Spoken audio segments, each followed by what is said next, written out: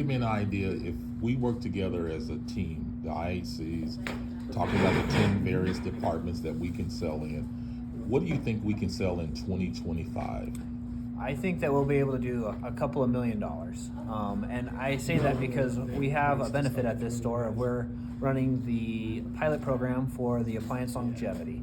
We have the bought-in from our plumbing department as well as our appliance department, which when you're in the house, it's huge, especially with how bad the water is in Arizona, for us to be able to talk about getting this water test, getting this other company in there for them to be able to sell their product. Similar to my millwork specialists, they got to get the IHC in the door for them to sell their job.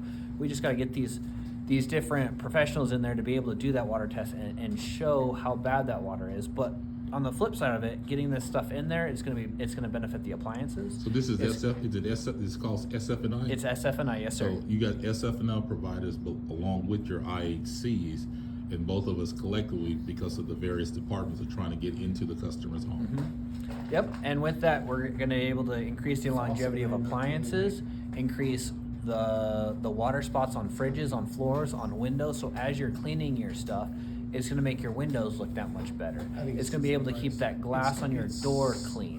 And in Arizona, we have a lot of patio sliders, which are glass. A lot of people have animals, which their animals jump on that glass and they leave smear marks on there. So if you have clean, good water, you can help clean off those windows. So Trey, can you tell me what store and where we at right now? We're at Tempe, store 3000. We're in Tempe, Arizona. It's a college town. We're kind of in between Phoenix and Mesa, which are two very large cities. Okay. So we talked about what your total volumes be now. Now here's the real key.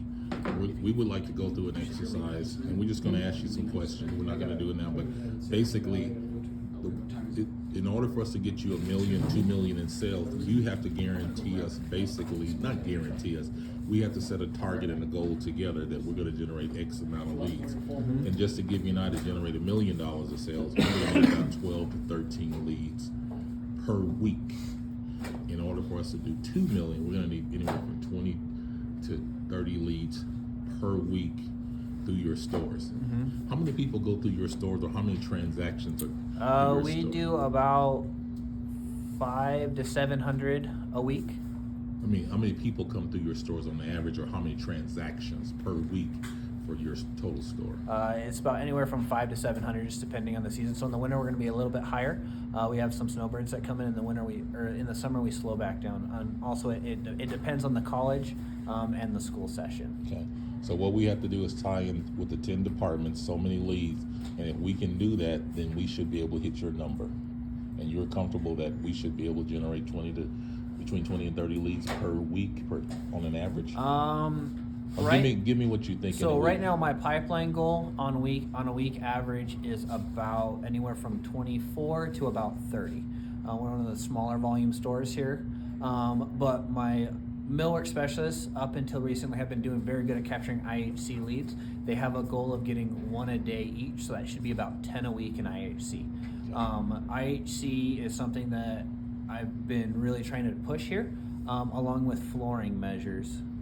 Those are two things to me that are very important. I came out of the flooring department when I was a department supervisor. It was very near and dear to me.